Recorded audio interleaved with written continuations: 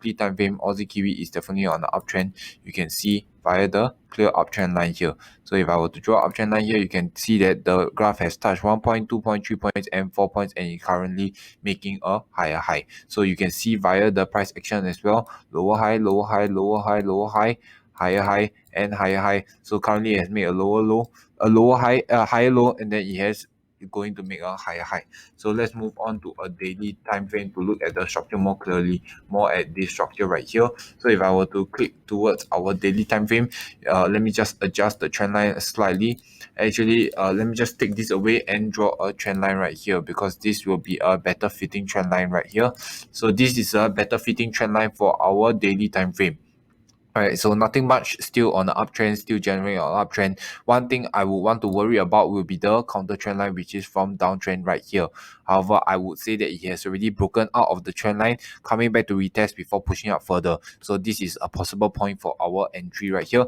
So let's move on to our hourly time frame to take a look at the at our entry point. So hourly time frame, even clearer uptrend. The downtrend is from here onwards, so much further away. So this can be a possible entry for our entry. So this trend line I can once again draw again, and this is a much clearer trend line, and our entry is right here at our horizontal swing low support. So like I said, I can place our horizontal swing low support right here. So this will be my buy entry. So for my buy entry, I can find Fibonacci levels to strengthen it. The first Fibonacci I can take is a Fibonacci retracement. Just let me on my magnet. So I can take a Fibonacci retracement from low to high. And if I open up the 61.8% level, you can see that the Fibonacci retracement of 61.8% is directly above our buy entry. Next, I can take a Fibonacci extension. So I can take a 1, 2, and 3 Fibonacci extension, and if I open up the 78.6% level, you can see that the 78.6% Fibonacci extension is right at our buy entry, forming a very nice Fibonacci confluence area.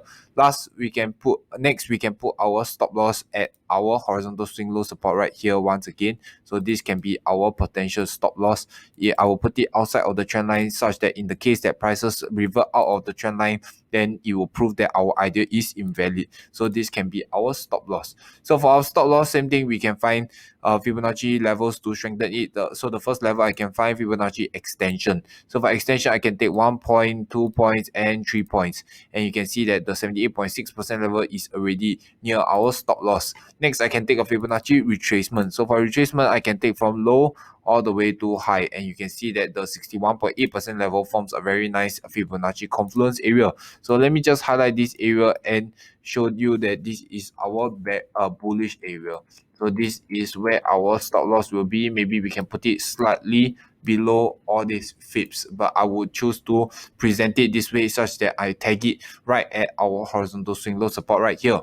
Thus, we can choose our take profit. So for our take profit, we are expecting a higher high. However, I'll just set it at this high right here as our take profit, because I want to be safe. I want to take profit as soon as possible. So this will be my take profit level. So same thing for my take profit, I can find Fibonacci levels to strengthen it. The first thing I can take is a Fibonacci extension. So for extension, I can take 1 point, 2 points, and 3 points. And you can see that our 78.6% level is directly at our take profit level.